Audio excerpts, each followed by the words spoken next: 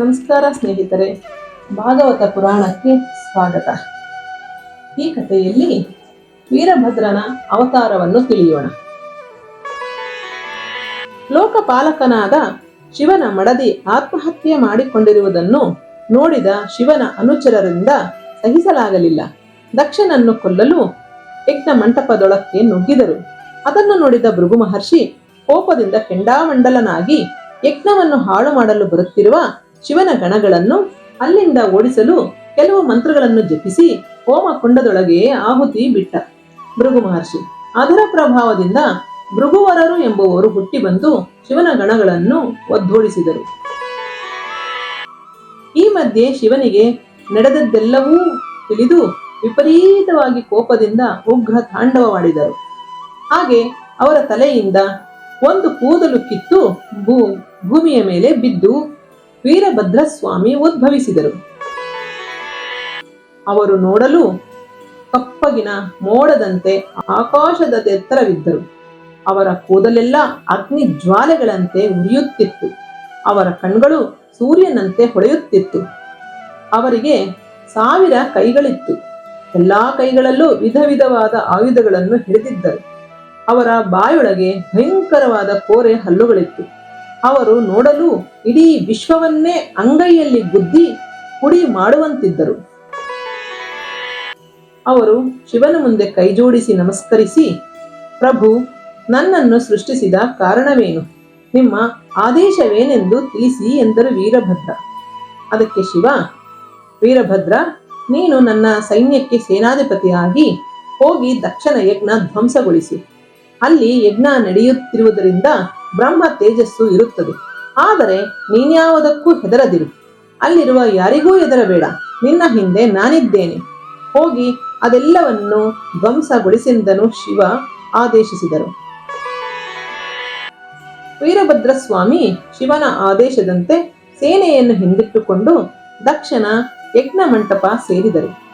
ಅಲ್ಲಿ ಮಹಾಪ್ರಳಯಕಾರನಂತೆ ಅಟ್ಟಹಾಸ ಮಾಡುತ್ತಾ 4 ಕಡೆ ಯಾರೂ ಹೊರಹೋಗದಂತೆ ಸುತ್ತುವರಿದು ಸಭಾಮಂಟಪ, ಅಡುಗೆ ಮನೆ, ಅಗ್ನಿಹೋತ್ರ ಶಾಲೆ, ಯಜ್ಞಶಾಲೆ ಎಲ್ಲವನ್ನೂ ಧ್ವಂಸಗೊಳಿಸಿದರು.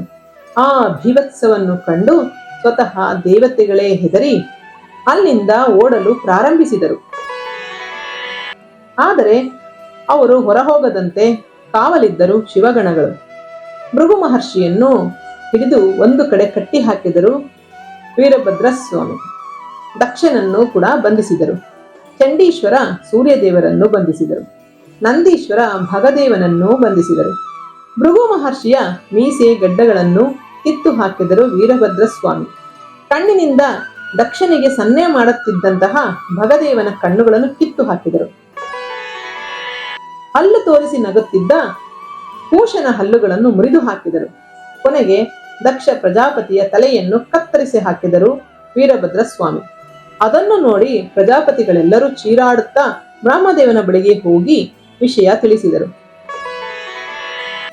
ಅದಕ್ಕೆ ಬ್ರಹ್ಮದೇವರು, ಶಿವನಿಗೆ ಯಜ್ಞದಲ್ಲಿ ಪಾಲಿಲ್ಲವೆಂದು ಅವರನ್ನು ಅವಮಾನಿಸಿದ ನಿಮಗೆ ನನ್ನ ಬೆಂಬಲವಿಲ್ಲ. ಸಾಧ್ಯವಾದರೆ ಶಿವನ ಬಳಿಗೆ ಹೋಗಿ ಶರಣು ಬೇಡಿ ಎಂದರು ಬ್ರಹ್ಮದೇವರು. ಇನ್ನು ಪ್ರಜಾಪತಿಗಳು, ಮುನಿಗಳು, ದೇವತೆಗಳು ಎಲ್ಲರೂ ಶಿವನ ಬಳಿಗೆ ಹೊರಟರು. ಆ ಸಮಯದಲ್ಲಿ ಶಿವ ಕೈಲಾಸದಲ್ಲಿ ಒಂದು ಮರದ ಕೆಳಗೆ ಕುಳಿತು ಪ್ರಶಾಂತವಾಗಿ ಧ್ಯಾನ ಮಾಡುತ್ತಿದ್ದರು. ಎಲ್ಲರೂ ಶಿವನ ಬಳಿಗೆ ಹೋಗಿ ಕ್ಷಮೆ ಯಾಚಿಸಿದರು.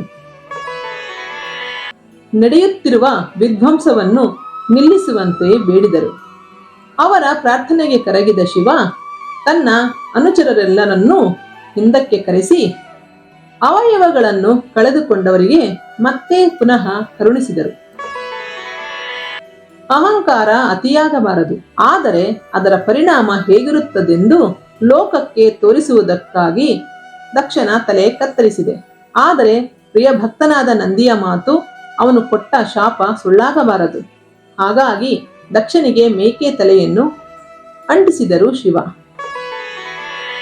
ನಂತರ ದಕ್ಷ ನಿದ್ರೆ ಮುಗಿಸಿ ಎಚ್ಚರಗೊಂಡಂತೆ ಮೇಲೆದ್ದು ಅವನ ಅಹಂಕಾರವೆಲ್ಲವೂ ಮಾಯವಾಗಿತ್ತು. ದಕ್ಷ ಶಿವನಿಗೆ ನಮಸ್ಕರಿಸುತ್ತಾ, ಪ್ರಭು, ನನ್ನ ಅಹಂಕಾರದಿಂದಲೇ ನನಗೆ ಈ ಪರಿಸ್ಥಿತಿ ಬಂತೆಂದು ಶಿವನಿಗೆ ಕ್ಷಮೆ ಯಾಚಿಸಿದ. ಅದರ ನಂತರ ತಾನು ಶಿವನಿಗೆ ಯಜ್ಞದಲ್ಲಿ ಪಾಲು ಇಲ್ಲವೆಂದು ಕೊಟ್ಟ ಶಾಪವನ್ನು ಎಲ್ಲಾ ದೇವತೆಗಳ ಸಮ್ಮುಖದಲ್ಲಿ ಹಿಂಪಡೆದ ದಕ್ಷ. ಯಜ್ಞ ಅರ್ಧಕ್ಕೆ ನಿಂತು ಹೋಗಬಾರದು, ಅದನ್ನು ಮುಂದುವರಿಸೆಂದ ಶಿವ. ದಕ್ಷ ನಿಂತು ಹೋದ ಯಜ್ಞವನ್ನು ತನ್ನ ಪತ್ನಿ ಪ್ರಸೂತಿಯೊಂದಿಗೆ ಪ್ರಾರಂಭಿಸಿದರು. ಯಜ್ಞದ ಕೊನೆಯ ಸಮಯದಲ್ಲಿ ತನ್ನ ವಾಹನ ಗರುಡನ ಮೇಲೆ ಕುಳಿತು ಮಹಾವಿಷ್ಣು ಆ ಸ್ಥಳಕ್ಕೆ ಬಂದರು. ದಕ್ಷ ಯಜ್ಞದ ಫಲವನ್ನು 3 ಭಾಗಗಳಾಗಿ ವಿಂಗಡಿಸಿ ಒಂದನ್ನು ಶ್ರೀ ಮಹಾವಿಷ್ಣುವಿಗೆ ನೀಡಿದರು. ವಿಷ್ಣು ಅದನ್ನು ಸ್ವೀಕರಿಸಿ, ಬ್ರಹ್ಮ ವಿಷ್ಣು ಮಹೇಶ್ವರ ತ್ರಿಮೂರ್ತಿಗಳಾದ ನಾವೆಲ್ಲರೂ ಸಮಾನರು, ನಮ್ಮನ್ನು ಎಂದೂ ಬೇರಾಗಿ ಕಾಣಬೇಡವೆಂದು ಹೇಳಿ ಅಲ್ಲಿಂದ ಹೊರಟು ಹೋದರು. ಅದರ ನಂತರ ಉಳಿದ 2 ಯಜ್ಞ ಫಲದ ಭಾಗಗಳನ್ನು ಒಂದನ್ನು ಬ್ರಹ್ಮದೇವರಿಗೆ ಇನ್ನೊಂದನ್ನು ಶಿವನಿಗೆ ಅರ್ಪಿಸಿದ ದಕ್ಷ. ಅದರ ನಂತರ ತನ್ನನ್ನು ತಾನು ದಹನವಾಗಿಸಿಕೊಂಡ ಸತೀದೇವಿ ಹಿಮವಂತ ಹಾಗೂ ಮೇನಕೆಗೆ ಪಾರ್ವತಿಯಂತೆ ಜನಿಸಿ ಮತ್ತೆ ಶಿವನನ್ನು ವಿವಾಹವಾದರು. ಇಲ್ಲಿಗೆ ದಕ್ಷಯಜ್ಞ, ಸತೀದೇವಿ ದಹನ, ವೀರಭದ್ರ ಉದ್ಭವ ಕಥೆ ಮುಗಿಯಿತು. ಮುಂದೆ ಧ್ರುವ ನಕ್ಷತ್ರನಾದ ಧ್ರುವನ ಕಥೆ ಏನೆಂದು ತಿಳಿಯೋಣ.